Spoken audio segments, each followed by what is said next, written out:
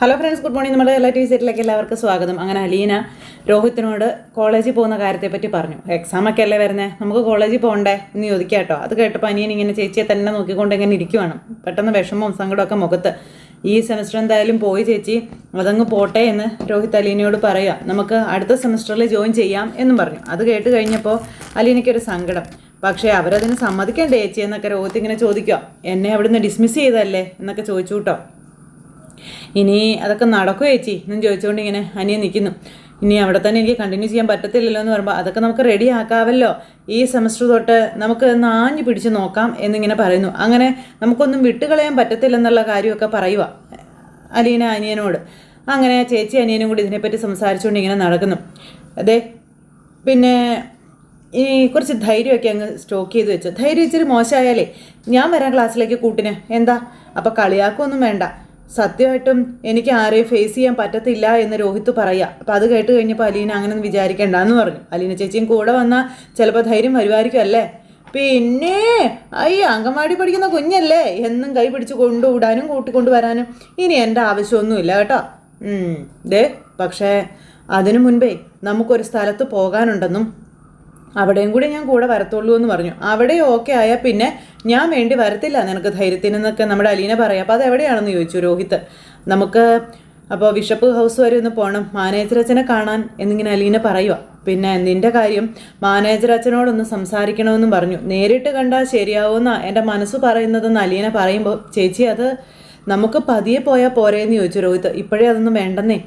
അപ്പോൾ അതെന്താ വേണ്ടാത്തതെന്ന് അലീന ചോദിച്ചു. ചേച്ചി അത് പിന്നെ എനിക്ക് ധൈര്യത്തിൻ്റെ പ്രശ്നമാണോ നിനക്ക്? അതേന്ന് പറഞ്ഞു കേട്ടോ. അപ്പോൾ നമ്മൾ എവിടെയെല്ലാം പോയി, ആരെയൊക്കെ കണ്ടു, അമ്പലത്തിൽ പോയി, ടൗണിൽ പോയി, നടക്കാൻ പോയി, അങ്ങനെ എത്ര പേരെ നമ്മൾ ഫേസ് ചെയ്തു. അപ്പോൾ ചേച്ചി വിചാരിക്കുന്നത് പോലെയൊന്നും അല്ലെന്നേ. കോളേജ് ആകുമ്പോൾ ആരെയൊക്കെ ഫേസ് ചെയ്യണമെന്ന് അറിയാവോ? പ്രിൻസിപ്പൾ, ടീച്ചേഴ്സ്, എൻ്റെ ബാച്ചിലെ കുട്ടികൾ, പിന്നെ എൻ്റെ ജൂനിയേഴ്സ്, അവരെല്ലാം ഞാൻ ഡെയിലി ഫേസ് ചെയ്യണ്ടേ ചേച്ചി? റോട്ടിൽ ആൾക്കാരെ കാണുന്ന പോലെയാണോ അത്? അപ്പോൾ അത് കേട്ടപ്പോൾ അതൊക്കെ ഒരു ദിവസത്തെ പ്രശ്നം മാത്രമല്ലേ ഉള്ളൂ, പ്രിൻസിപ്പളിനും ടീച്ചേഴ്സിനോടും ഒക്കെ നമുക്ക് സംസാരിക്കാവുന്ന കാര്യമല്ലേ ഉള്ളൂ എന്ന് ചോദിച്ചു. അങ്ങനെ എന്തായാലും ആദ്യത്തെ കടമ്പ മാനേജർ അച്ഛനാ, അത് നമ്മൾ കടന്നു കഴിഞ്ഞാൽ പിന്നെയുള്ളതൊക്കെ നിഷ്പ്രയാസം മറികടക്കാവുന്ന കാര്യങ്ങളല്ലേ ഉള്ളൂ എന്ന് ചോദിച്ചു. പിന്നെ ദേ നോക്ക്, അപ്പോൾ നാളെ തന്നെ നമുക്ക് പോകണം അച്ഛനെ കാണാൻ കേട്ടോ. അപ്പം നാളെയോ? നമുക്ക് 2 ദിവസം കഴിഞ്ഞ് പോയാൽ പോരെ ചേച്ചി, അതല്ലേ നല്ലതെന്നൊക്കെ രോഹിത് ചോദിക്കുമ്പം അതല്ല നല്ലത്, മനസ്സിലായോ? ഇപ്പം തന്നെ സമയം ഒരുപാട് പോയി, ഇനി അതൊന്നും പറ്റത്തില്ല. ഇന്ന് എനിക്ക് ഇറങ്ങാൻ പറ്റുമായിരുന്നെങ്കിൽ ഇന്ന് തന്നെ ഞാനങ്ങ് പോയേനെ. അപ്പം അങ്ങനെ നമ്മുടെ അലീന പറയുക. ഇനിയിപ്പോൾ ഇതിനകത്തൊരു ഉപേക്ഷ നീ വിചാരിക്കല്ലേ നീ, പ്ലീസ് എന്നും പറഞ്ഞ് അലീന രോഹിത്തിനോട് ഭയങ്കരമായിട്ട് നിർബന്ധിച്ചു. ഓക്കെ പറഞ്ഞു. അങ്ങനെ രോഹിത്ത് സമ്മതിച്ചു. പിന്നെ കാണിക്കുക നമ്മുടെ ബാലനെ കേട്ടോ. ബാലൻ ഇങ്ങനെ ഒന്ന് ഫ്രഷായി അവിടെ ഇരിക്കുമ്പോൾ അലീന അങ്ങോട്ടേക്ക് ചെല്ലുവാണ്. അച്ഛൻ കുളിച്ച് ആകുമായിരുന്നു എന്ന് ചോദിച്ചു. ഞാൻ വന്നാൽ ശല്യം ആയോ എന്ന് ചോദിക്കുമ്പോൾ ആ കൊട്ട് കേൾക്കുമ്പോൾ തന്നെ അറിയാം ആരാ വരുന്നതെന്ന്. പക്ഷേ എനിക്ക് അത്ര നിശ്ചയമൊന്നും പോരാട്ടോ, കൺഫ്യൂഷനാ എന്നൊക്കെ പറഞ്ഞപ്പോൾ പനിക്കാരി എഴുന്നേറ്റ് കുളിച്ച് മിടിക്ക് കുട്ടിയായെന്ന് കൃഷ്ണമോള് പറഞ്ഞു. ദേ, പനി മാറിയിട്ട് തന്നെയാണോ ശരിക്കും? ഞാൻ ഓക്കെ അയച്ചാ, എനിക്ക് കുഴപ്പമൊന്നുമില്ല എന്ന് പറഞ്ഞപ്പോൾ നല്ലത്. അപ്പോൾ ബാക്കിയുള്ളതിന് വായിക്ക് രുചിയായിട്ട് എന്തെങ്കിലും കഴിക്കാമല്ലോ എന്ന് പറയുമ്പം കൃഷ്ണയും ബബിതയും അത്ര മോശമൊന്നും ആയിരുന്നില്ല കേട്ടോ, അവരെടുത്ത എഫേർട്ട് കുറച്ച് കാണല്ലേ അച്ഛാ എന്ന് അലീന പറയുമ്പം ചേടാ ഒരിക്കലും ഇല്ല, നിൻ്റെ അത്രയും എക്സ്പീരിയൻസ് ആയാലേ അവർ നിന്നെ ഓവർടേക്ക് ചെയ്യും കേട്ടോ എന്ന് ബാലൻ അന്നേരം അലീനയോട് പറയുക. അത് കേട്ടപ്പം അച്ഛാ ഞാൻ വന്നതേ വേറൊരു കാര്യം പറയാനാണെന്ന് അലീന പറയുമ്പം പറഞ്ഞോളാം പറഞ്ഞു ബാലൻ. അതെ, സീരിയസ് മാറ്ററാ. സീരിയസ് ആയിട്ട് തന്നെ ഞാൻ കേൾക്കാം, നീ പറഞ്ഞോളാം പറഞ്ഞു. അത് മാഡം ഇന്നലെ രാത്രി ഞാൻ കിടക്കുന്ന റൂമിൽ വന്നായിരുന്നു എന്ന് പറഞ്ഞു. അപ്പോൾ ബാലൻ ഇങ്ങനെ നോക്കുക കേട്ടോ. ബാലൻ്റെ അത്രയും നേരം ഉണ്ടായിരുന്ന ചിരിയൊക്കെ അങ്ങ് മാഞ്ഞു, സീരിയസ് ആയി. ബാലൻ അന്നേരം അവിടെ നിന്ന് പതുക്കെ അങ്ങ് എഴുന്നേറ്റു. നിന്നെ ഭീഷണിപ്പെടുത്തോ മറ്റോ ചെയ്തോന്ന് ചോദിച്ചപ്പം ഭീഷണിയൊന്നും അല്ല, റിക്വസ്റ്റ് ആണെന്ന് പറയുക. ദയവായിട്ട് ഇവിടുന്ന് പോയി തരണം എന്നുള്ളതായിരിക്കും അല്ലേ എന്ന് ചോദിക്കുമ്പം അതെന്ന് പറഞ്ഞു. പോകണം എന്നാവശ്യപ്പെട്ടു, പോകാൻ മനസ്സില്ലെങ്കിൽ ഇവിടെ കണ്ടിന്യൂ ചെയ്തോളാനും പറഞ്ഞു എന്ന് പറയുമ്പം പക്ഷേ മാഡം പോകുമെന്ന് പറഞ്ഞു. എടി ഇതൊക്കെ എത്ര തവണ നമ്മൾ കേട്ടതാണെന്ന് ബാലൻ ചോദിക്കുവാണ്. അപ്പോൾ ഈ പ്രാവശ്യം അത് അങ്ങനെയല്ല എന്ന് പറഞ്ഞച്ചാന്ന് അലീന പറയുക. അപ്പം നിൻ്റെ മറുപടി അതെന്തായിരുന്നു എന്ന് ചോദിച്ചപ്പോൾ അലീന ഞാൻ പൊയ്ക്കൊള്ളാവെന്ന് ഞാൻ സമ്മതിച്ചു എന്ന് പറഞ്ഞു. അപ്പോൾ അത് കേട്ടപ്പോൾ ബാലന് ഭയങ്കര ഒരു വിഷമം. നീ സമ്മതിച്ചോ? നീ ഞാനല്ലേ അച്ഛാ പോകേണ്ടവളെന്ന് അലീന ചോദിക്കുക. ഇടയ്ക്ക് കയറി വന്നവൾ ഞാനല്ലേ എന്ന് ചോദിക്കുക. അപ്പോൾ എൻ്റെ സമ്മതം ഇല്ലാതെ നീ പോവോ എന്ന് ബാലൻ അലീനയോട് ചോദിക്കുവാണ്. അത് കേട്ടപ്പം അച്ഛൻ സമ്മതിക്കണം എന്ന് അലീന പറയുക. മേഡം ഈ വീട്ടിൽ നിന്ന് ഇറങ്ങി പോകേണ്ടി വരുന്ന സാഹചര്യം ഇനി ഇവിടെ ഉണ്ടാകാൻ പാടില്ല, അതും ഞാൻ കാരണമെന്ന് അലീന ബാലനോട് പറയുമ്പോൾ ബാലൻ്റെ മുഖത്തൊരു പുഞ്ചിരി വിടർന്നു. നീ അവൾക്കും ഈ കുടുംബത്തിനും വേണ്ടി ഒഴിഞ്ഞു പോയാൽ അപ്പോൾ അവൾക്കും ഉടനെ ഒഴിഞ്ഞു പോകേണ്ടി വരുമെന്ന് പറഞ്ഞു. അപ്പോൾ എനിക്കതിൻ്റെ പഴി കേൾക്കേണ്ടി വരത്തില്ലല്ലോ അച്ഛാ എന്ന് അലീന പറയുക കേട്ടോ. അപ്പോൾ നീ സൂത്രത്തിൽ അങ്ങ് ഒഴിഞ്ഞു മാറുന്നതാണല്ലേ എന്ന് ചോദിച്ചു. അപ്പോൾ എനിക്ക് ചെയ്യാൻ പറ്റുന്നതെല്ലാം ഞാൻ ചെയ്തു. ഒന്നാമത്തെ കാര്യം ഞാനിവിടെ സ്ഥിരമായിട്ട് നിൽക്കാൻ വന്നവളല്ലല്ലോ, ഒരു ജോലി ചെയ്യാൻ വേണ്ടി വന്നവളല്ലേ, അത് കഴിഞ്ഞില്ലേ അച്ഛാന്ന് ചോദിച്ചു. അപ്പോൾ അത് കേട്ടപ്പോൾ എന്നെയും വൈജയും കൂടെ കൂട്ടിച്ചേർക്കാനാണ് നീ ഈ ത്യാഗം ചെയ്തതെങ്കിൽ അത് നിനക്ക് തെറ്റിമോളേന്ന് ബാലൻ പറയുക. അത് നടക്കില്ലെന്നും നീ ഇവിടെ ഉള്ളതുകൊണ്ട് ബാലചന്ദ്രമേനോൻ്റെ കുടുംബം എന്നുള്ളൊരു പ്രസ്ഥാനമെങ്കിലും ഇവിടെ നടന്നു പോകുന്നുണ്ടെന്നും നീ പോയി കഴിയുമ്പോൾ അതിൻ്റെ തകർച്ച അത് വേഗം പൂർത്തിയാകുമെന്നും ബാലൻ ഇങ്ങനെ പറയുവാണ്. അപ്പോൾ അത് കേട്ടപ്പോൾ അലീന ആകെ ധർമ്മസങ്കടത്തിലായി. അച്ഛാ, ജീവൻ ശരീരത്തിലുള്ളപ്പോൾ മാത്രമേ നമുക്ക് വിലയുള്ളൂ എന്ന് അലീന ബാലനോട് പറയുന്നു.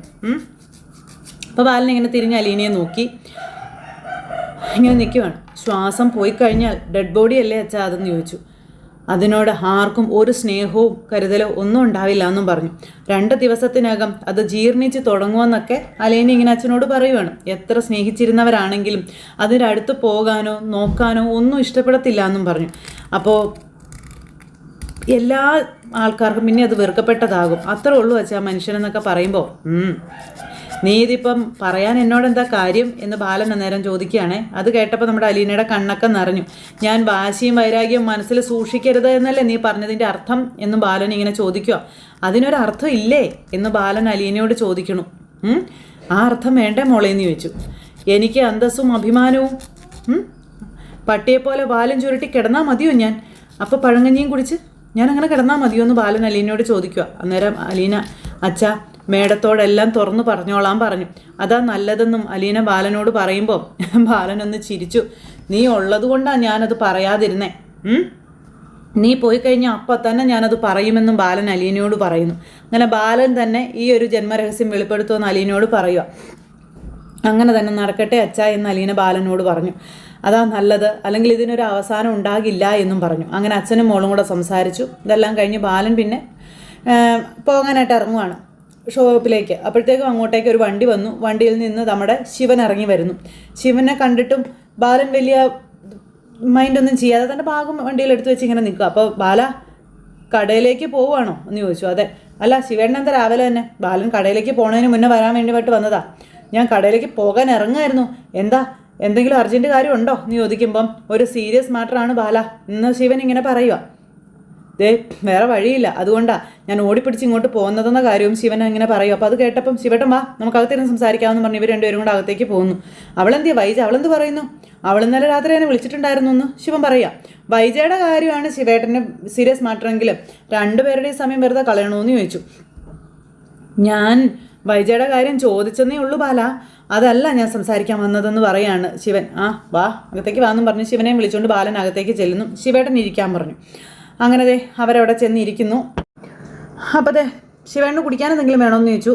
ഒന്നും വേണ്ട എന്ന് പറഞ്ഞു. അത്ര സീരിയസ് ആയിട്ടുള്ള കാര്യമാണോ? ഓക്കെ എന്നാൽ വേണ്ട. ശിവേണ്ണ എന്താ കാര്യം പറഞ്ഞോളാൻ ഇങ്ങനെ ബാലേട്ടൻ പറയുമ്പം ഞാൻ നിൻ്റെ ഒരു സഹായം അഭ്യർത്ഥിച്ചു വന്നാനോ എന്ന് നീ പറയരുതെന്ന് പറഞ്ഞു. അത്ര വലിയ അത്യാവശ്യമാണോ? അങ്ങനെയൊക്കെ പറയേണ്ടി വരുന്ന കാര്യമാണോ? എന്തായാലും ശിവേട്ടൻ പറയാനായിട്ട് ബാലേട്ടൻ പറയുക. പറഞ്ഞോളാൻ പറഞ്ഞു. അവിഹിത ഗർഭം ധരിച്ച് പ്രസവിച്ച പെങ്ങളെ കെട്ടിച്ച് തന്നപ്പോൾ ഇങ്ങനൊരു സംഭാഷണത്തിൻ്റെ ആവശ്യം ഇല്ലായിരുന്നു എന്ന് ബാലേട്ടൻ ഒരു കൊത്തും കൂടി അങ്ങനെ കൊത്തിക്കൊടുത്തു. ശിവനൊന്നും മിണ്ടാതിരിക്കുവാണ്. കേട്ടിട്ട് ആലോചിച്ച് ഉത്തരം തന്നാൽ മതി എന്നുള്ളൊരു അവസരം തന്നിരുന്നല്ലോ, പറ കേട്ടേക്കാം പറഞ്ഞോളാൻ പറഞ്ഞു. അപ്പോൾ നമ്മുടെ ശിവനൊന്നും മടിച്ചു പറയാൻ. പറ ശിവേട്ട കാര്യം പറയാൻ പറഞ്ഞു. അതെ പിന്നെ അലീനയുടെ കാരുണ്യം കൊണ്ടും പിന്നെ രോഹിത്തിൻ്റെ ആ ഒരു അലീനയുടെ കാരുണ്യം പിന്നെ ദൈവാനുഗ്രഹം ഇതൊക്കെ കൊണ്ടാണ് രോഹിത്തിന് ജാമ്യം കിട്ടിയെന്ന കാര്യം ശിവേട്ടൻ എങ്ങനെ പറയാം? കിട്ടി ശരിയാണെന്ന് പറഞ്ഞു. ഹരി ഇപ്പോഴും ജയിലിൽ തന്നെ കിടന്ന് കഷ്ടപ്പെടുകയാണെന്നും കൂടെ ഉണ്ടായിരുന്ന സനീഷിനും ആ നരൻ എന്ന ചെറുക്കനും ഉൾപ്പെടെ ജാമ്യം കിട്ടിയെന്ന കാര്യവും പറയുക നമ്മുടെ ശിവേട്ടൻ. 4 പേരും ഒരുമിച്ച് കയറിയെടുത്ത് ഇപ്പോൾ ഹരി മാത്രമായി എന്നൊക്കെ പറയുമ്പോൾ ആ കൂട്ടുകാർ അപ്പോൾ അവർ എല്ലാവരും കൂടെ ടൂർ പോയതൊന്നും അല്ലല്ലോ ശിവേട്ട. ഒരുമിച്ച് തിരിച്ചു വരാൻ ചെയ്ത കുറ്റത്തിൻ്റെ ആഴവും വ്യാപ്തിയും അനുസരിച്ച് ഓരോരുത്തർക്കും കൊടുക്കേണ്ടത് ആ ഒരു നിയമം അനുസരിച്ച് കോടതിയാണ് നടപ്പിലാക്കേണ്ടത്. നമ്മളാരും അല്ല അതിലൊന്നും ചെയ്യുന്നതെന്ന് ബാലേട്ടൻ ഇങ്ങനെ പറയാം ശിവനോട്. രോഹിത്തും ബാക്കിയുള്ളവരും കൂടി ജാമ്യം കിട്ടാതെ ഹരിയുടെ കൂടെ ജയിലിൽ കിടന്നിരുന്നെങ്കിൽ ശിവേട്ടന് സമാധാനം സന്തോഷമൊക്കെ കിട്ടുമായിരുന്നു. അയ്യോ, അതല്ല ബാല ഞാൻ പറഞ്ഞു വന്നത്. ശിവേട്ടൻ പറഞ്ഞു വന്നത് കേട്ടിട്ട് എനിക്ക് തോന്നിയത് അങ്ങനെയാട്ടോ, അതുകൊണ്ടാണ് ഞാൻ അങ്ങനെ പറഞ്ഞതെന്ന് നമ്മുടെ ബാലേട്ടൻ ഇങ്ങനെ പറയാം. അപ്പോൾ അവനെ ജാമ്യത്തിൽ ഇറക്കാൻ വേണ്ടിയിട്ടേ ഞാനും മനുവും ഓടാത്ത ഓട്ടമൊന്നുമില്ല, എത്ര ഓടിയിട്ടും എങ്ങും എത്തിയതുമില്ല എന്ന് പറഞ്ഞു. അപ്പോൾ അതുകൊണ്ടാണോ ശിവേട്ടൻ ഇപ്പം ഇങ്ങോട്ട് വന്നിരിക്കുന്നതെന്ന് ബാലേട്ടൻ ചോദിക്കുക. അപ്പോൾ ഇങ്ങനെ നോക്കുവാണ് നമ്മുടെ ശിവേട്ട, ഒരു കാര്യമുണ്ട്. ഞാൻ നോക്കിയിട്ട് ഹരിയുടെ കാര്യത്തിൽ ഇവിടെയുള്ളവർക്ക് ആർക്കും ഒന്നും ചെയ്തു തരാനായിട്ട് പറ്റത്തില്ല എന്നൊക്കെ പറഞ്ഞപ്പോൾ ശിവൻ ഇങ്ങനെ പതുക്കെ എഴുന്നേറ്റു. അത് പക്ഷേ അലീനയ്ക്ക് സഹായിക്കാൻ പറ്റുമെന്ന് ശിവേട്ടൻ ഇങ്ങനെ ബാലേട്ടനോട് പറയുക. കഴിഞ്ഞ തവണ മനു ഇവിടെ ഇതേ ആവശ്യമായിട്ട് വന്ന് പറഞ്ഞപ്പോൾ അവനോട് പറഞ്ഞ തന്നെയാണ് ഇപ്പോൾ ശിവേട്ടനോടും പറയാനുള്ളതെന്നുള്ള കാര്യം ബാലേട്ടൻ പറഞ്ഞു. വെറുതെ അവളുടെ മുന്നിൽ ഈ കാര്യം സംസാരിച്ച് വില കളയാനായിട്ട് നിൽക്കണ്ട. അവൾക്ക് തീരെ താല്പര്യമില്ലാത്ത കാര്യമാണ് ഹരിയെ സഹായിക്കുക എന്നുള്ളത്. അതുകൊണ്ട് വെറുതെ സമയം കളയാമെന്ന് മാത്രമേ ഉള്ളൂ. ബാല, എനിക്കറിയാം അവൾക്ക് അവനോട് എങ്ങനെയാണ് എത്രത്തോളം ദേഷ്യമുണ്ടെന്ന്. അവനെ കേസിൽ നിന്ന് ഊരിയെടുക്കാനല്ല ഞാൻ സഹായം ചോദിച്ചു വന്നതെന്ന് പറയുമ്പോൾ പിന്നെ ശിവേട്ടൻ എന്താ ഉദ്ദേശിച്ചതെന്ന് ചോദിച്ചു. അതെ, നിലവിൽ അവന് ജാമ്യം നിഷേധിച്ചിരിക്കുന്ന പോക്സോ വകുപ്പും കൂടി ഉള്ളത് കൊണ്ടാണെന്നും പിന്നെ ഞാൻ അവനെ ജയിലിൽ പോയി കണ്ടായിരുന്നെന്നും അവൻ ആണയിട്ട് പറഞ്ഞു അവൻ ആ പെൺകുട്ടിയെ മുൻപ് ഒന്നും ഉപദ്രവിച്ചിട്ടില്ല എന്നുള്ളത്. അപ്പം ബാലേട്ടൻ ഒന്ന് ചിരിച്ചു. അവന് ശിക്ഷയ്ക്ക് ഇളവ് കിട്ടാതിരിക്കാൻ കേസിൽ നിന്ന് ഒരിക്കലും ഊരിപ്പോകാതിരിക്കാനും വേണ്ടി അവർ ഈ കള്ളവകുപ്പ് ചുമത്തി വെച്ചിരിക്കുക, ഈ പോക്സോ കേസേ. അപ്പം അത് കേട്ടപ്പം അതിലിപ്പോൾ അലീനയ്ക്ക് എന്ത് ചെയ്യാൻ പറ്റും? അവൻ ചെയ്തിട്ടുണ്ടായിരിക്കും, ചുമ്മാ അവർ വകുപ്പ് കയറ്റി ചേർക്കുമെന്ന് ചോദിച്ചു. ശിവേട്ട, അല്ലെങ്കിലും അവൻ ഏതെങ്കിലും ഒരു കാര്യത്തിൽ സത്യം പറഞ്ഞിട്ടുണ്ടോ എന്ന് ചോദിച്ചു. ഞാൻ പറഞ്ഞു വെറുതെയാ ഇതും കൊണ്ട് അവളുടെ അടുത്തേക്ക് ചെല്ലുന്നത്. ബാല, അവൻ അത്രയ്ക്ക് ഉറപ്പ് പറഞ്ഞതുകൊണ്ടാണെന്ന് ശിവൻ പറയുക. ചേട്ടാ, അവൻ ജയിലിൽ കിടന്ന് മടുത്ത് രക്ഷപ്പെടാൻ വേണ്ടി ഉണ്ടാക്കിയ പുതിയ കഥയായിരിക്കുമെന്നേ ഇത്, അല്ലാതെ വേറൊന്നും അല്ല. അപ്പോൾ അലീന വിചാരിച്ചാൽ അത് അറിയാൻ പറ്റുമല്ലോ അവൻ പറഞ്ഞത് സത്യമാണോ അല്ലയോ എന്നുള്ളത്. അപ്പോൾ അതെങ്ങനെ അറിയാനാ? അവൾക്ക് എങ്ങനെ അറിയാൻ പറ്റുമെന്നാണ് ശിവേട്ടൻ പറയുന്നതെന്ന് ബാലേട്ടൻ ചോദിക്കുമ്പം മനു പറഞ്ഞ് എനിക്കറിയാം അലീനയ്ക്ക് ആ പെൺകുട്ടിയുടെ മേലൊരു സ്വാധീനം ഉണ്ടെന്നുള്ളത്. അപ്പോൾ അത് കേട്ടപ്പം അതൊന്നും നോക്കണ്ട ശിവേട്ട, അലീനയ്ക്ക് ശരിയല്ല എന്ന് തോന്നുന്ന കാര്യത്തിൽ അവൾ ഇടപെടത്ത് പോലും ഇല്ല എന്ന കാര്യം പറയുവാണ് ബാലേട്ടൻ. ഞാനൊരു തവണ ശ്രമിച്ച് തോറ്റതുകൊണ്ടാണ്, അതുകൊണ്ട് ഉപദേശിച്ചാൽ പോലും നടക്കില്ല, പോയി നാണം കെടാൻ നിൽക്കണ്ടെന്ന് പറഞ്ഞു. അങ്ങനെ ബാലേട്ടൻ കൈ കഴിക്കും. ചെയ്ത തെറ്റിന് അവൻ എത്ര വേണമെങ്കിലും നമുക്ക് ശിക്ഷിക്കാമല്ലോ, ഒരു കുഴപ്പമില്ല എനിക്ക്, ഞാൻ ഒരിക്കലും അത് പറയുന്നില്ല, പക്ഷേ ഈ ഒരു കാര്യം എനിക്ക് അറിയണമെന്നുണ്ട് എന്നിങ്ങനെ പറഞ്ഞു. അങ്ങനെ അതും പറഞ്ഞിങ്ങനെ നിൽക്കുമ്പോൾ ബാലേട്ടൻ ഇതിന് പറ്റില്ല എന്ന് പറഞ്ഞു ബാലേട്ടൻ അങ്ങ് ഇറങ്ങിപ്പോകും. അപ്പോൾ ബാല എന്ന് പറഞ്ഞ് ശിവൻ പിന്നാലെ ചെന്നു.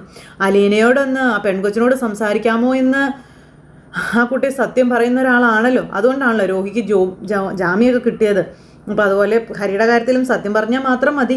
അപ്പോൾ ശിവേട്ടന് നേരിട്ട് തന്നെ അലീനയോട് സംസാരിച്ച് നോക്ക്, അവളുടെ മറുപടി എന്തായിരിക്കുമെന്ന് ഞാൻ ഓൾറെഡി പറഞ്ഞു കഴിഞ്ഞു, പിന്നെ വേറെ ഒന്നും നോക്കണ്ടെന്ന് പറഞ്ഞു. എന്നിട്ട് ബാലേട്ടൻ ചെന്ന് അലീനയെ വിളിക്കാൻ നോക്കുക. അലീനയെ വിളിച്ചു. അപ്പോൾ അലീനയോട് സംസാരിച്ചു. ഞാൻ പോവുകയാണെന്ന് പറഞ്ഞു ബാലേട്ടൻ. അല്ല, നീയും കൂടി ഉണ്ടായിരുന്നെങ്കിൽ എന്ന് പറഞ്ഞ് ബാലേട്ടൻ പുറത്തേക്ക് ഇറങ്ങി നിൽക്കുക. എന്നിട്ട് ബാലേട്ടൻ പറഞ്ഞു എന്നെ ഇതിനെ വിളിക്കരുത്, ഞാൻ വരില്ല, കുറച്ച് ദിവസങ്ങളായിട്ട് സമാധാനവും സന്തോഷവും ഒക്കെ ഈ വീട്ടിലുണ്ട്, അതില്ലാണ്ടാക്കരുത് കേട്ടോ. പിന്നെ ശിവേട്ട, ഞാൻ ഇനിയും നിന്നാലേ ലേറ്റ് ആവും കേട്ടോ. അപ്പോൾ ബാല, വൈജി ഇന്നലെ രാത്രി എന്നെ വിളിച്ചിട്ടുണ്ടായിരുന്നു എന്ന കാര്യം പറയാം. അവളെ വാടക വീട്ടിൽ കൊണ്ടുവിടാതെ ഇവിടെ കൊണ്ടുവന്ന് വിട്ടത് അവളോട് ചെയ്ത ഏറ്റവും വലിയ ചതിയാണെന്ന് അവൾ എന്നോട് പറഞ്ഞു എന്ന കാര്യം ശിവേട്ടൻ പറയാം. അതൊക്കെ എന്തിനാ ശിവേട്ടൻ എന്നോട് പറയുന്നത്? നിങ്ങളല്ലേ കൊണ്ടുവന്ന് വിട്ടത്, ഞാൻ ആവശ്യപ്പെട്ടിട്ടാണോ? അല്ലല്ലോ. അവളാണോ ആവശ്യപ്പെട്ടത്? അതും അല്ലല്ലോ. പിന്നെ അവളെ നിങ്ങൾ ചതിച്ചു എന്ന് പറയുന്നതിൽ അവളെ കുറ്റം പറയാൻ പറ്റുമോ എന്ന് ബാലേട്ടൻ ശിവേട്ടനോട് ചോദിക്കാം. ശിവേട്ടൻ ഇങ്ങനെ വല്ലാതെ ഒരവസ്ഥയിൽ ഇങ്ങനെ നിൽക്കുകയാണ്. അങ്ങനെയാണല്ലോ അല്ലേ ശീലം. ബാലേട്ടൻ കൊടുക്കേണ്ടടുത്തെല്ലാം നല്ലതുപോലെ കൊടുക്കുന്നുണ്ട്. പിന്നെ അവൾ അലീനയോട് പറഞ്ഞെന്ന്, അലീനയോട് ഇവിടുന്ന് പോകാൻ. അലീന ഇവിടുന്ന് പോയാൽ എല്ലാ പ്രശ്നങ്ങളും തീരുമെന്നത്രേ. അവളാണെങ്കിൽ പോകാമെന്ന് സമ്മതിക്കുകയും ചെയ്തെന്ന കാര്യവും പറഞ്ഞു. ഞാൻ അലീനയോട് പറഞ്ഞു, അവളെ വീട്ടിൽ നിന്ന് ഇറങ്ങിയാൽ അപ്പം തന്നെ വൈജയോട് അലീന ആരാണെന്നുള്ള മുതലുള്ള സത്യങ്ങൾ ഞാൻ തുറന്നങ്ങ് പറയുന്നു. അത് കേട്ടപ്പോൾ ശിവൻ വീണ്ടും ധർമ്മസങ്കടത്തിലായി. കിടക്കുന്നു എല്ലാം കൂടെ.